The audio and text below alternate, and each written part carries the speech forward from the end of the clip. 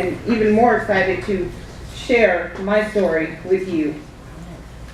It's wonderful to tell stories, but first, we need to get to the root of the story. Come on. If we don't know where we've been and why we've been going through that, we're going to keep going through the same thing. So as a Christian, we think that we are exempt from making these mistakes, from going through the same thing over and over again.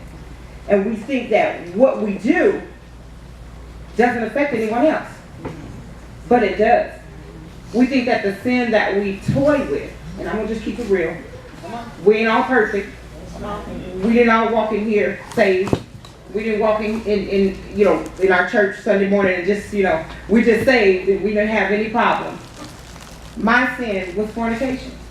And I'm going to keep it real. The root of it came from molestation, rape.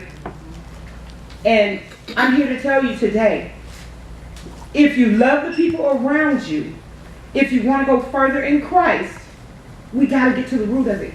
We have to be desperate to know who we are in regards to the sin that we toil with. Because I know there's everybody in here, we toil with sin. We toil with something. Paul wouldn't talk about it if we did. Paul talked about the sin that so easily besets us. So we need to deal with that. And in my story, I deal with how my history repeated itself.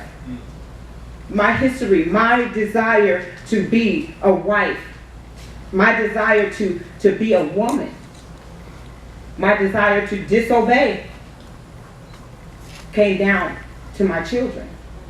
That generational curse that was up on my life from my mother, from my grandmother to my mother, went down to my children. To know that your children are being molested. To know that, it's heart-wrenching. But even more so is to not figure out what's going on. And no, we don't deal with that enough as Christians. We don't deal with it. We just allow it to keep on.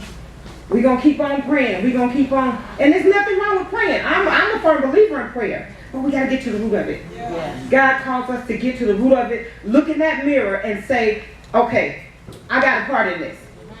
I have a part in the way that I behave. And so my prayer today is that everybody in here would be courageous enough to say, what is it in me, God? Show me what it is that keeps me doing the things that I do. And then just believe, God, that your history will not repeat itself. Amen?